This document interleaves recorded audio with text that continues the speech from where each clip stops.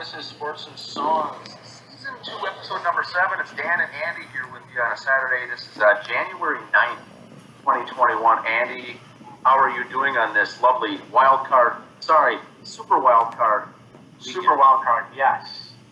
Well, according to ESPN, tomorrow is when Super wild card starts because they have the game. But everybody else is free on all weekend, Super wild card weekend, yes. One game in the books. Yeah, we did our predictions, Andy, and so we'll see at the end of the week here how we do after Sunday's games. I just did 2 upsets, and I basically picked the favorites in the other 4 games. Picked 2 upsets. If you can see, I do have, for those watching, we've got the Seattle Seahawks game behind me here this afternoon, if folks want to watch that. But that's it. Let's start off with some sports updates. Or should we do a trivia question? First of all, the trivia question. All right. So what we've got here, today's Saturday. Monday night is the National Football game between Ohio State Buckeyes and the Crimson Tide of Alabama. Ohio State. The Ohio State. Right. Forget the that. first part going down on here. National televised game for the title, D1 football. Now, both teams are undefeated. The trivia question is this. The Alabama Crimson Tide has had 9 seasons where they ended the year undefeated and untied, all wins, including the postseason, bowl game, whatever. They've done that 9 times. This year they're undefeated. With the game coming up on Monday night, if they win, would be the 10th time in school history that they've finished the season without any losses or ties. The question is, what year was the very first season? What season did that happen for the first time for Alabama? That's the question. It's not that season Forrest Gump played for. No. Is it? No. Good. That's my guess. Good answer. But it's not that. Forrest Gump would have. And before we get to the musical section, we'll come back to this trivia and provide the answer for the listeners. But go ahead and look it up. Google it if you need to. The very first time Alabama finished undefeated. All right. High school sports are starting up here again in the state. Mr.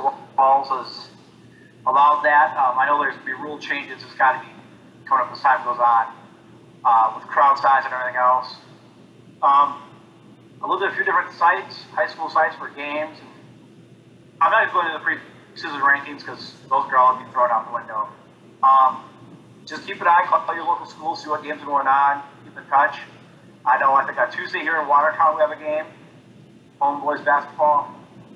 Probably go down and watch that because anytime you get a chance to watch a free basketball game, I'll watch the kids play pickup outside if I have to. I need to go see live sports pretty soon.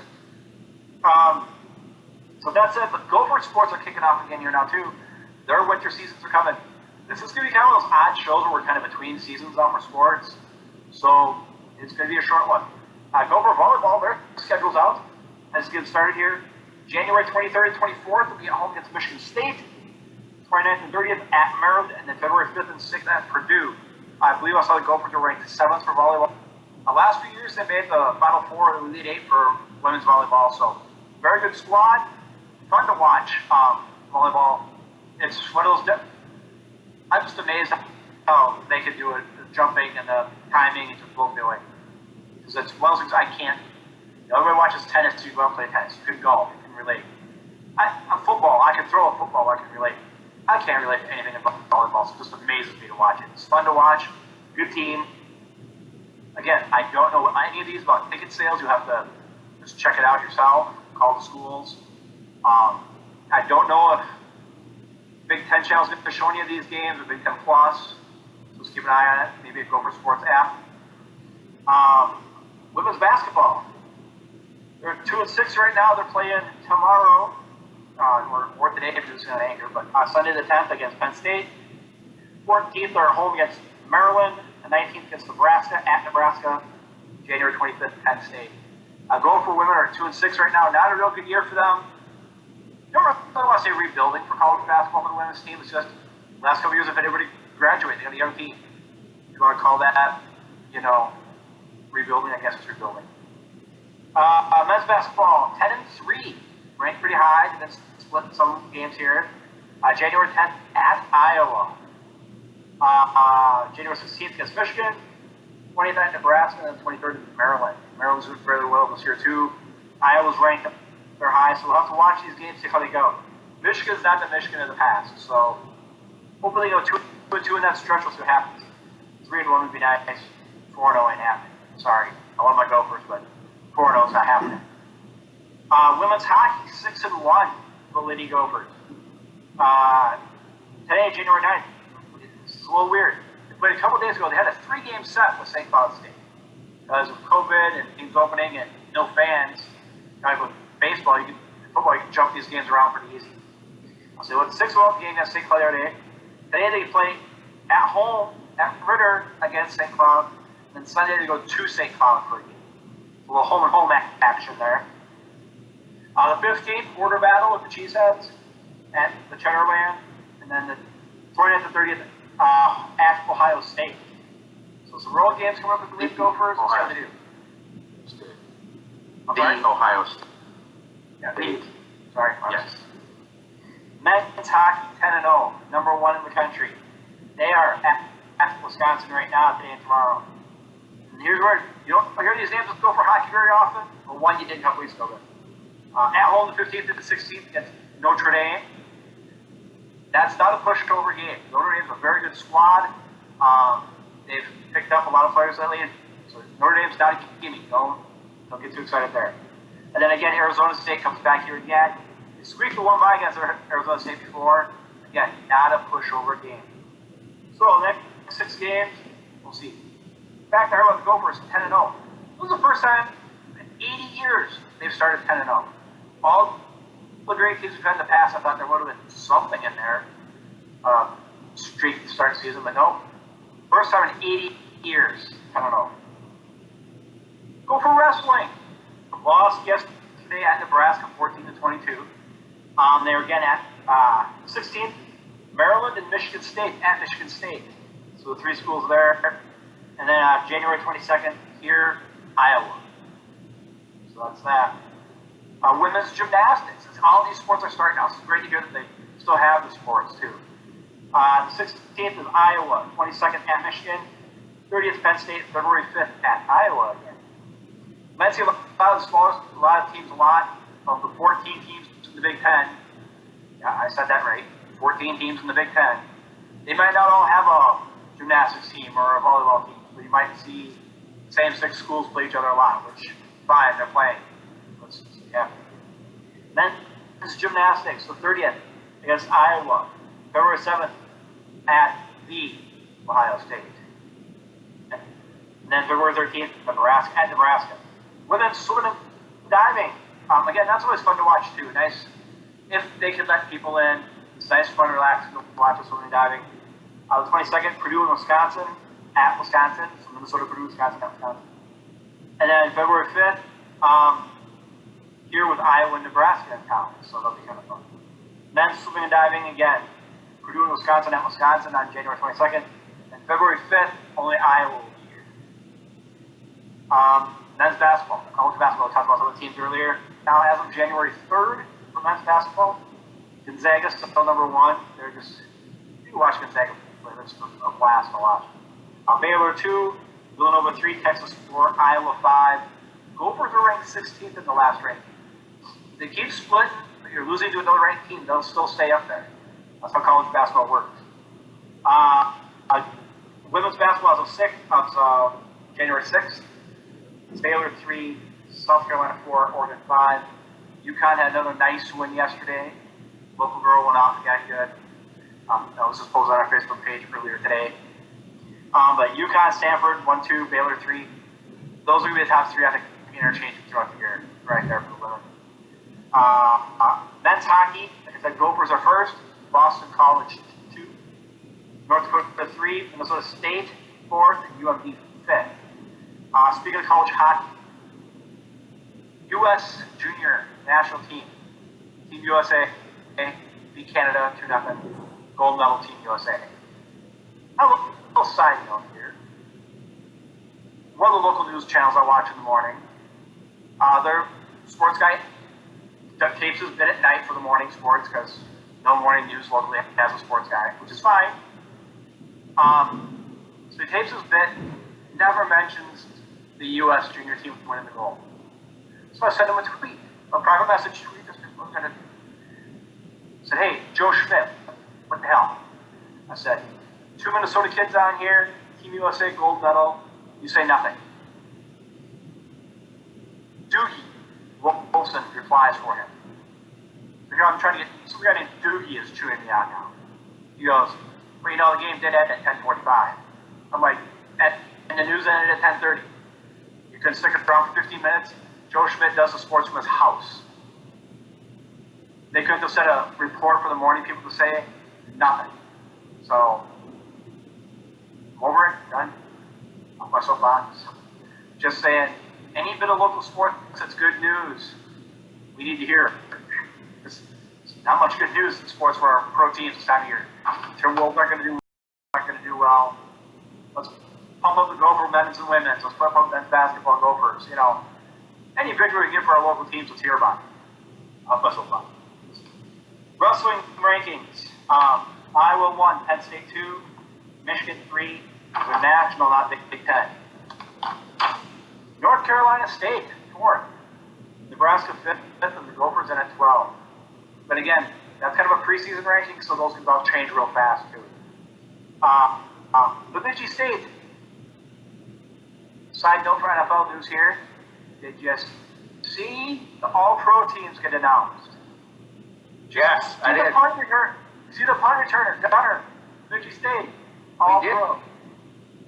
We have 2 former Vikings make the list. Cordero Patterson and Stephon Diggs, but then a former Bemidji State, also in the number 1 All-Pro team number 1, Gunner. Returner, Gunner. We have a lot of his stuff on the Facebook page. Interviews he's done in the past, interviews recently. Just nice kid. Very nice kid. You can tell he's just punt returner. That's the way it's going to be too, I think, for these kids. Is he going to be the next Don Beebe? No. I mean, I hope he is, but that's how these guys get their start sometimes too. Punt returner for a few years, and you receive rules to happen. The Bemidji State men's basketball is off to a 1-2 start. Lost yesterday to Northern State. They play again today. Northern State's ranked 7th, so not making excuses. Just say. So, 71-57. They're playing again today. Then January 15th and 16th, Minnesota State University Moorhead. They'll be hosting them in Bemidji. Bemidji State men's hockey, 3-4-2 right now. Last couple days they played at Bowling Green, who was undefeated and the number 1 team in the country, and the Beavers split with them. They lost 3-2 on the 7th, and last night they won 4-3 in overtime. And kind of get the pros overtime, and they played 3-on-3 in overtime. So just kind of fun to watch. So they split with the number 1 team in the country. Moral victory there. You got to take what you can get sometime. But good gifting program there. 3-4-2 right now. We'll see if they get things going. Women's hockey is 1-5-1 right now for Bemidji State. They lost yesterday to Minnesota State. They're playing them again today. The 15th and 16th at St. Cloud State. Some other news about NCAA men's basketball. This was last week. It's a different game. January 7th, Ole Miss South Carolina game was postponed. At the same release, ACAC announced that Pitt and Georgia Tech game has now been moved to January 13th. January 6th, Arizona-Washington women's basketball game postponed. January 5th, Penn State-Ohio State men's basketball game postponed. Baylor women's basketball coach Kim Mulkey gets tested positive for COVID-19. Thursday's game against UConn canceled. 2 and 3 would have played right there, canceled. Big East announced changes to their schedule. So Big East fans kind of watch your team's website, see what's going on there. Changing some games around.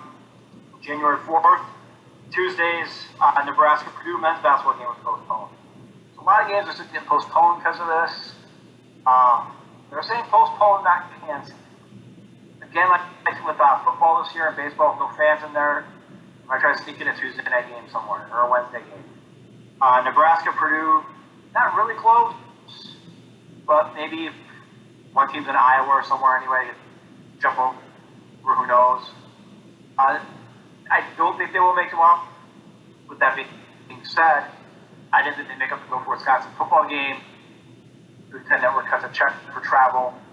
So we heard that all these schools are losing money with no fans, yet they're making up a football game for two meaningless teams going on. For basketball, we'll see how that goes.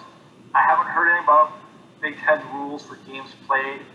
Because in the Big Ten tournament, all 14 teams make it anyway. So it's not like the Big Ten football where you're going to have so many games played.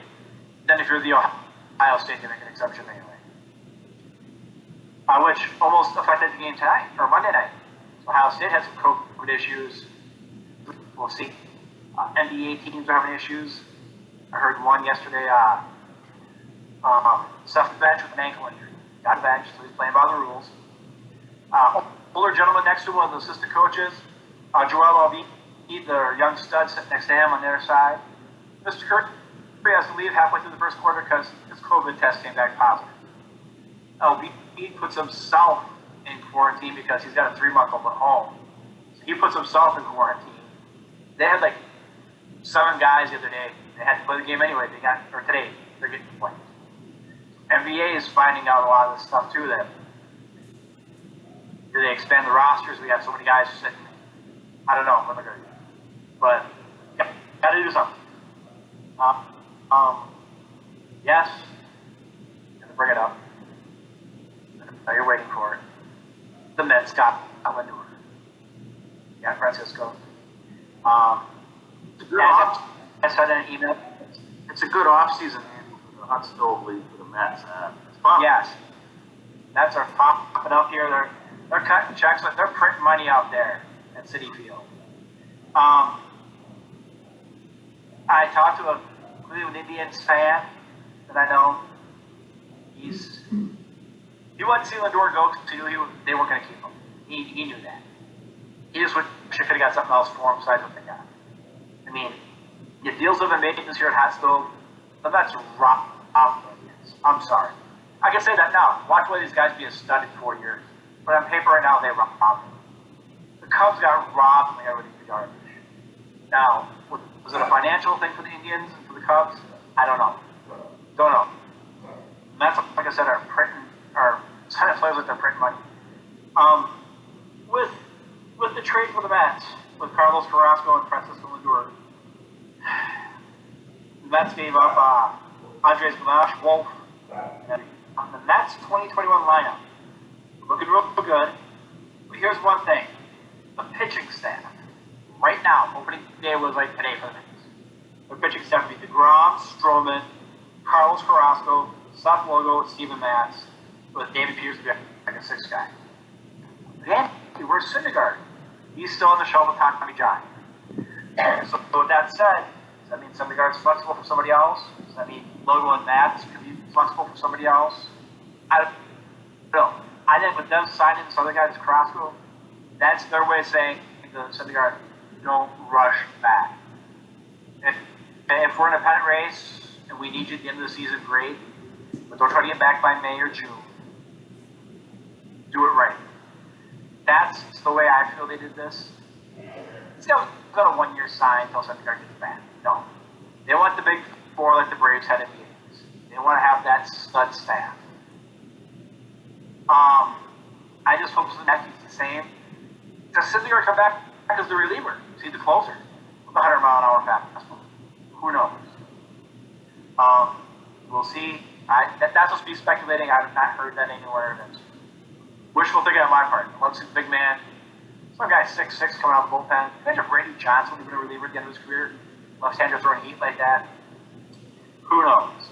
But that's that. I know there's been a lot of other, and no offense to that, but a lot of minor players getting traded back and forth. There's been a lot of action in the Hot Stove Leagues.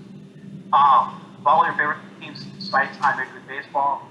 We do try to put them on the Sports and Songs page a lot. So give them a look. If you got any questions or comments on a trade that happened, let us know. We'll say, hey, good for them, or didn't know it, or don't care. We're going to follow it anyway. We'll give you an opinion one way or the other. Baseball's coming up. When spring training starts, there will be a baseball special here. You think we talk baseball a lot now until the season starts. Like I said, basketball's dealing with COVID right now, so you're going to see a lot of odd scores there. The Raiders changing there. NHL is starting. One thing about the NHL schedule, you notice they redid the schedule, and you're looking at it, oh man, Minnesota fans, well, they're in the West Division, which they were already kind of anyway. We've been playing a lot of late games. A lot of their West Coast games on the road. If you look at it, there's a North Division. Why weren't the Wild in the North Division? The North Division is all Canadian teams because they can't travel over the border. So Vancouver and Toronto, opposite ends of the country in Canada, are in the same division. So when playoffs come, we'll see what happens with the NHL then. Like I said, they've changed their divisions. We covered that last week. Still no word on any changes for that. Schedule-wise, TV schedule, we'll see how that goes. I'm excited for pro hockey to start. It's something a little different. It's always kind of fun to watch hockey. Basketball kind of lulls me a little bit now for pros. That's what we talk about, college basketball, Division 2 and 3 basketball, high school basketball, because that's fun to watch. They want to play. Yeah, they'd like to be on Sports Center. The NBA players, their goal is to be on Sports Center. Only if you win, that's a bonus. Opinion. But we got that. Before I send it to you, the trivia answer, college football. Alabama and the Ohio State.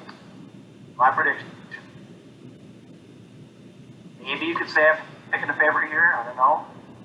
Play of the heart. Alabama 45, the Ohio State 7. That could be. Yeah, that could very well be. I think they're favored by a bunch. I also think Alabama will win. So it'll be a fun game anyway. But anything more for sports, or should we get into your? That's it. As I said, high school sports are starting up. Just watch your local high school teams' websites, your school's websites. Call them. Hey, once the game's starting, keep a look on it. Hopefully next week or two we'll have more rankings for the teams. Get some games played, and we'll see what's going on. If I catch any games this week, we go. Dan or I go. We'll be posting highlights and scores tonight. Nice. Trivia answer, sir. Trivia answer. Sure. Alabama, at 9 seasons in their history, they were undefeated with no losses or no ties. And this season could be the 10th. The answer to the trivia question is, when was the very first? The answer was 1925.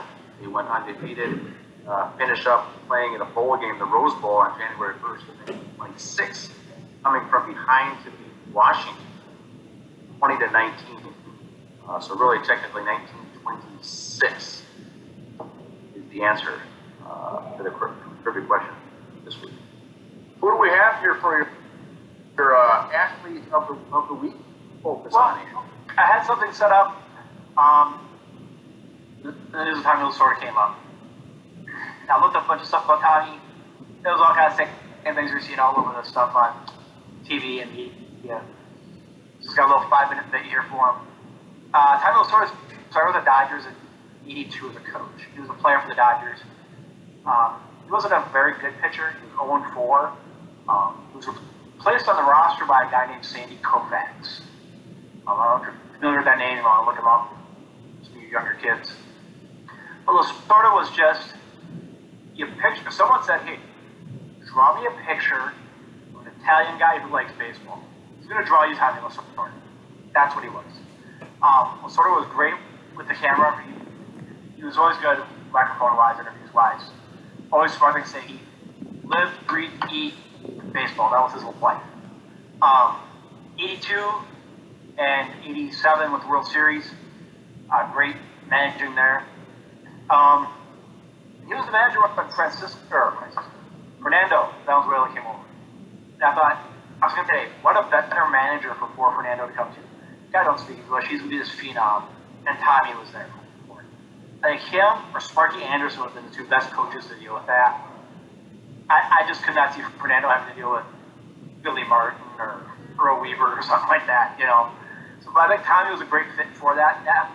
So the time in the early 80s, for Fox News and ESPN and all this other stuff, it was Los Angeles and New York, Game of the Week, stuff like that. Tommy was the great guy for the media for all that. Tommy's blood, Dodger blue. There's no getting around that. His love for baseball is unmatched. I don't care who you talk to, they say they love baseball. Tommy loved it more. Period. I think, and I got no problem with this, once a year, everybody wears number 42 for Jackie Robinson. I think one day this year, all the managers should wear number 2 for Tommy. That'd be kind of cool. You don't see managers in uniforms anyway, they just got a sweatshirt on now. But suck it up, wear a uniform, wear number 2 for Tommy one day, that'd be kind of cool. If they said everybody's going to retire number 2 for Tommy Lasorda, I'd be okay with that. That'd be a nice universal retirement. He retired in the 90s from managing. He did come back in 2000 to lead Team USA to a gold. Back when he used to have baseball in the Olympics. But he's been an ambassador for the sport. He was 94, I believe, when he passed. He was the oldest living Hall of Famer, which that honor goes to William Covino at 89. But Tommy was just, like I said, do all the research you want, try to find a bad word about Tommy Lasorda. He said about every celebrity when they die. Eddie Van Halen, yeah, there's a few horror stories about him. Ask Valerie Burnell, she has some. Anybody that passed away, I don't care who you are, but Tommy Lasorda, you're not going to find him. Because he had some fun with the mascots a few times. The Philly Fanatic, the guy from Montreal at the Expos, he had some fun with them over now and then.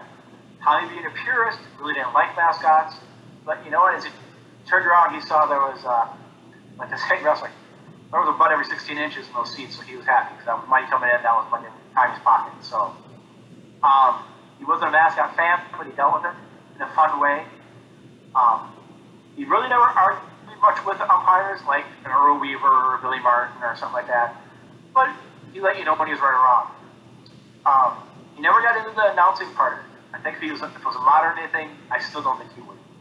He liked the front office stuff because he wanted to be just Dodgers. He was Dodger blue. That you hear these other managers go, oh, he's with this team, he's all in on this team. Then he retires and he's at the network doing big games. Okay, you're not all Dodger blue. You know, that's the way he was. He loved his team. He was always on this work. Like Tom Kelly. Not saying they're both the same, but TK does a few local interviews every now and then. If it's bad weather and he's not hunting that day or at the track. But he's always in spring training. He's doing this, that's what Lasorda was. I just wish baseball had more guys like Tommy Lasorda. Let's see him do something that's number 2 this year. That'd be kind of cool. But with that said, I'm glad Tommy got to see the Dodgers win one last World Series. Maybe that's what Tommy was holding on. One more win for the Dodgers. But I heard earlier in the week his health wasn't best, and you knew all the reporters were getting their stories up. They're all the same. I read them all. They all said the same words. So I wasn't going to try to repeat any of that. Just my opinion. Like I said, Tommy started in 82. I was 12. That's when I started following baseball. So again, he was one of my first managers. I was like, this guy's pretty knows his stuff. I wish I loved baseball as much as he is. I'd like to think I do. I know I don't. You know. But yeah, he was a great man. He was what, 93? Yep.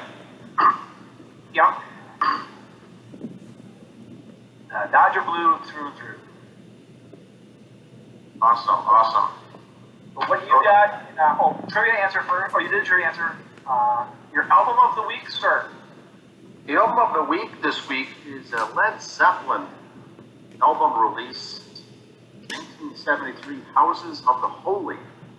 Houses of the Holy was the 5th studio album by English rock band Led Zeppelin. It was released March 28th on Atlantic Records. All instruments and vocals were provided by the band members. No outside assistance, no people, special appearances, no cameos. Robert Plant did all the vocals, Jimmy Page on guitar, John Paul Jones bass, keyboards, John Bonham on drums. The album was produced by Jimmy Page and mixed by Eddie Kramer. Total time running 40 minutes 57 seconds. It is considered rock or hard rock. The cover was the first by the band company Gnosis. It was based on a photograph taken at Giant's Causeway in Northern Ireland. The cover is I was going to scream, but I don't have it here already, but it's the naked children climbing up the rocks. Looks like that is the Houses of the Holy. The cover was taken and that's where it was. The location was Giant's Causeway in Northern Ireland. The photograph is of two kids, one a girl, one a boy. They were brother and sisters, and then they were duplicated by a series of replication photos to make it look like 11 people on this rock formation. It's just two. Although critical response was mixed for the album, Houses of the Holy became a commercial success after later receiving even the Diamond, over 10 million records sold, certification in 1999. It's ranked right now as number 278 on the Rolling Stone 500 greatest albums of all time. And here's the listing. Song 1, the song remains the same. Song 2, the Rain song. Song 3, one of my favorites of all, Led Zeppelin, Over the Hills and Far Away. Song 4, the Crunch. Now the Crunch, I've got notes here. Song The Crunch, written by John Bonham. Midway through, the lyrics, when you listen to Jimmy Page say several times, take it to the bridge, take it to the bridge, was an improvised lyrics of the manner of the James Brown song, Take It to the Bridge. So they were kind of mocking there, not mocking, but replicating. It's kind of a tongue-in-cheek joke, Take It to the Bridge, by Robert Plant on the lyrics. What was that called? Sampling today? Yes. Then the next song was Dancing Days. Next song, Dire Maker. Next song, No Quarter. And next song, The Ocean. Now, let me get to the part of the. I like the album. The cover of this album is very interesting. Once again, the photo shoot. It was taken. The cover art for Houses of the Holy was inspired by the author Arthur Clarke's novel called Childhood's End. The cover was a collage of several photographs taken at Giant's Causeway in Northern Ireland by photographer Aubrey Powell. The location was chosen ahead of an alternate location. The alternate location was in Peru, which they considered, but they said, let's go to Giant's Causeway in Ireland, get the photograph of the two kids climbing on the rocks there, and make it go. The photo shoot featured two children, Stefan and Samantha Gates, but it became a frustrating affair over the course of 10 days to get this photo shoot done. Shooting was done first thing in the morning and at sunset in order to capture the light at dawn and dusk, but the desired effect was never achieved due to the constant rain and the clouds in Northern Ireland. The photos of the two children were taken in black and white and were multi-printed to create the effect of 11 individuals that can be seen on the album cover. Now, Houses of the Holy was the first album by Led Zeppelin to actually have a titled name. The first four were untitled, simply called Led Zeppelin 1, 2, 3, and 4. This one called Houses of the Holy. But neither the band's name or the album was printed on the cover.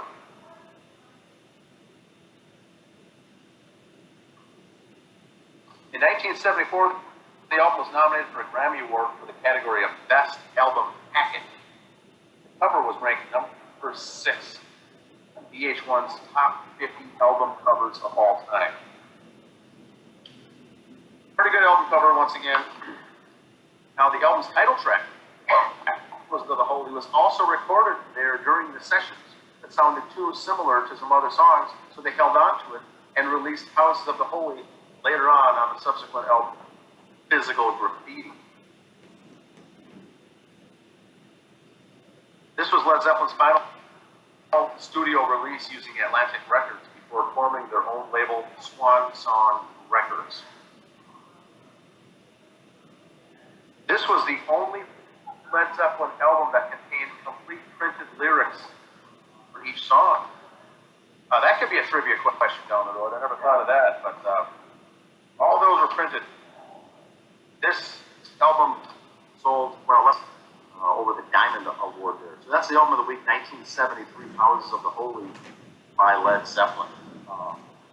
And remember here's singles. Singles that were released was Over the Hills and Far Away was released in May of 1973. with Dancing Days on the flip side.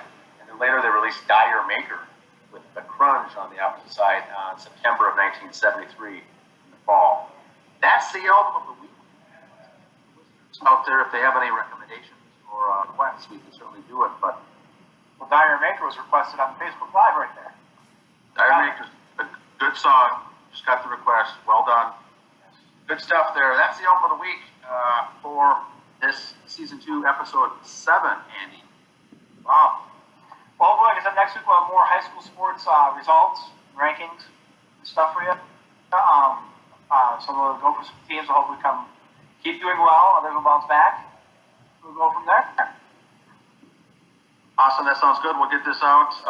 Thanks for watching live for the listeners, and on Anchor we'll publish it at 9 a.m. tomorrow morning. Thanks again for watching. For Betty Lou, hanging out here with us today. Thank you, Betty Lou. Now, the Rams have a 20-10 lead in Seattle in the wild card game right now in the third quarter. That could be an upset. And they got the backup going too, don't they? I don't know. That quarterback I heard was starting. I don't know if he's still in. I'm busy doing a podcast today. Seahawks just made a field goal. Now, they're playing at home, and Seattle's good at home. One of the reasons I picked them to lose today, though, they're not playing in front of the crowd, the empty stadium. The 12th man essentially is not there. And I think with Jared Goff, quarterback here for the Rams, they could get it done. And looks like he might. Well, he was. So that's who you're talking about, the backup. Yeah. I think I saw him earlier. Was supposed to start. I never saw the games. I don't know what happened. Now, the only other note we have for the wild card weekend games, the New Orleans Saints played without an entire running backfield last week due to COVID situations in the regular season. So they had no running backs the entire game. The starter, the backup, the fullbacks, nobody. They had to use a wide receiver, insert him into the running back, and he still ran for over 100 yards. Yeah. This week, tomorrow's game on the wild card, they're back. They finished their quarantine, and they're all going to play, and that should be a good game to watch. But they will have their running backs back in action. I know I can a big stretch back there. Big stretch. Yeah, you get to be her age. I did pick the Orleans to beat Chicago. If Chicago wins, Nick Trubisky will be one of the top paid quarterbacks for next season, guaranteed. Because there's issues if he should play or not. If he pulls off this win, he could. I don't want to say if he does the highest paid, he's not going to get Patrick Mahomes money, but he can ask for more money and probably. I like Trubisky. He's a good quarterback.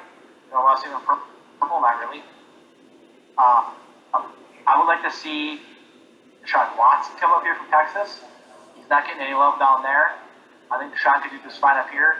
Because I think if Deshaun went somewhere, there's a big media presence, West Coast, East Coast, making him alive.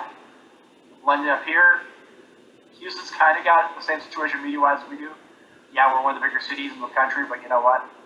Sports and media-wise, we're not. So I think he can come up here. Games him against Aaron Rodgers twice a year would be very fun games to watch. Sure, it would. All right, everyone. Thanks for listening. All right.